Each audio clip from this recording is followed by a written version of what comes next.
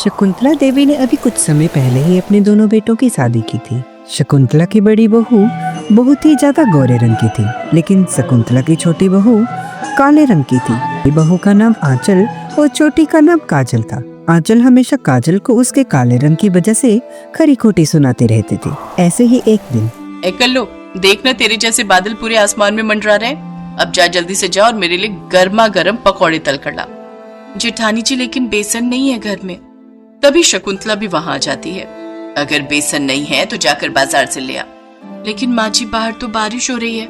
हाँ तो क्या हुआ, तू उसमें डूब कर मर थोड़ी न जाएगी।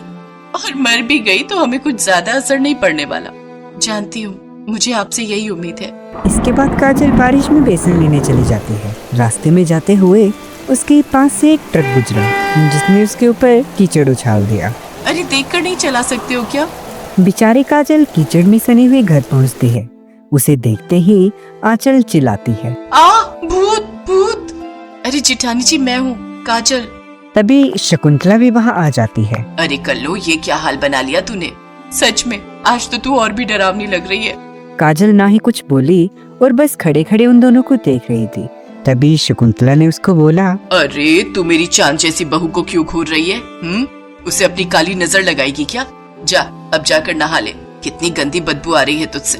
बेचारी काजल नहाने चली जाती है। शाम को उसका पति प्रभात जब ऑफिस से आता है तो वो अपनी माँ से पूछता है, माँ, काजल कहाँ है? पड़ी हुई है अपने कमरे में। जरूर आपने ही कुछ कहा होगा। हाँ, तू तो हमारे ऊपर ही शक करेगा। पता नहीं उस कल्लो ने तुझ पर क्या जादू किया हुआ है। माँ, आपकी इन्हीं सब बातों से तो मैं परेशान हूँ। खैर, आपसे मैं बाद में बात करूंगा। काजल अपने कमरे में बैठकर रो रही थी, लेकिन प्रभात के आते ही उसने अपने आंसू को पोंछ लिया। रुको, मैं अभी तुम्हारा मूड ठीक कर देता हूँ। ये लो। ये हार आप मेरे लिए लाए हैं? नहीं, पड़ोसन के लिए लाया हूँ। सोचा तुम्हें दिखा दूं। क्या आप भी ना? काजल को उस घर में प्यार देने वाला केवल उसका पति ही था। शकुंतला की बड़ी बहू अच्छी खासी गोरी थी, इसलिए शकुंतला उसे बहुत ज्यादा प्यार करती थी, लेकिन काजल को हमेशा गाली और ताने ही सुनने पड़ते थे। ऐसे ही एक दिन, क्या हुआ बड़ी बहू? सासू माँ, रोटियां बनाते वक्त हाथ जल गया। बहू, तू तो वैसे ही इतनी नाजुक है। आखिर किसने कहा तुझे रोटियां बनाने को? तू अभी रुक। काजल, अरे ओ काली बहू। जी माँ जी। बेशरम कहीं की, तुझे अकल है या नहीं? तेरी जेठानी रसोई में रोटियां बना रही है और तू अंदर आराम फरमा रही है। देख तो बेचारी का हाथ भी जल गया। जा, जाकर रोटियां बना। तभी काजल सीधे किचन में चली जाती है और रोटियां बनाने लग जाती है। तभी अचानक से बाहर तेज बारिश होने लगती है। अरे, मैंने तो छत पर कपड़े डाले थे, सब भीग गए होंगे। जिसके बाद काजल अकेली ही छत पर जाती है और उन सारे कपड़ों को नीचे लेकर आ जाती है, जिसमें काजल खुद भी बारिश से भीग जाती है। अरे ओ काली बहू, कहाँ घूम रही है? ये ले, ये मेरी साड़ी धो दे, मुझे कल पहनना है इसे।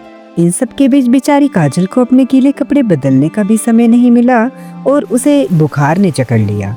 अरे ओ काली बहू, ये तो तुझे अच्छा बहाना मिल गया आराम करने का। नहीं माँ जी, मुझे सचमुच बुखार है। अच्छा अच्छा, ठीक है ठीक है, चल तू दवाई खाकर आराम कर।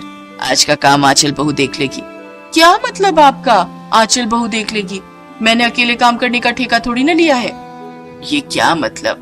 बहू, तू भी इस घर की बहू है और काजल की ही तरह तेरे ऊपर भी इस घर की सारी जिम्मेदारियां हैं। सासू माँ, मुझे ये सब बहू और जिम्मेदारियों के पाठ मत पढ़ाइए। अगर मैं बहू हूँ तो आप भी तो इस घर की मुखिया हो, तो सारी जिम्मेदारियां आपके ऊपर भी हैं। और वैसे भी मेरे पापा करोड़पति हैं, तो मुझे ये सब घर के काम काज करने की कोई जरूरत नहीं है और ना ही मेरे पास पैसों की कमी है। शादी के बाद अपनी पहली बारिश के मौसम को मैं इस तरह वेस्ट नहीं जाने दे सकती। बाहर कितना रोमांटिक मौसम है और आप चाहती हैं कि मैं चूल्हा चौका करूं? ना बाबा ना। इसलिए मैं और ये तो चले 5 स्टार होटल में डिनर करने, और हाँ, आज रात हम वहीं स्टे करेंगे। आप अपना खुद देख लीजिए। इतना कहकर आंचल वहाँ से चली जाती है। इसके बाद शकुंतला को ये घर के सारे काम करने पड़ते हैं। तभी उसको अपनी छोटी बहू की अहमियत समझ में आती है। तभी शकुंतला काजल के पास गई और उससे माफी मांगने लगती है। काजल बहू, मुझे माफ कर दे। आज तक मैंने तेरे रंग को लेकर तुझे कितना भला बुरा कहा। तेरे रंग के कारण तेरी खूबियों को भी नजरअंदाज किया, लेकिन आज मुझे तेरी अहमियत समझ में आ गई और अपनी गलती का भी एहसास हो गया। मुझे माफ कर दे।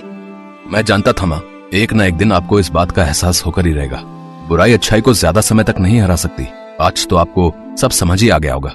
दोनों बहुओं का असली चेहरा आपके सामने है। अपने बेटे की बात सुनकर शकुंतला की आंखें खुल चुकी थी। अब से वो काजल को ज्यादा प्यार करने लगी थी। ये सब देखकर आंचल को बहुत बुरा लगने लगा और वो कुछ दिनों बाद अपने पति के साथ अलग घर में शिफ्ट हो गई। तो वहीं प्रभात और आंचल खुशी खुशी शकुंतला के साथ प्यार से रहने लगे। ऐसी मजेदार वीडियो देखने के लिए हमारे चैनल को सब्सक्राइब करें और बेल आइकन दबाना ना भूलें।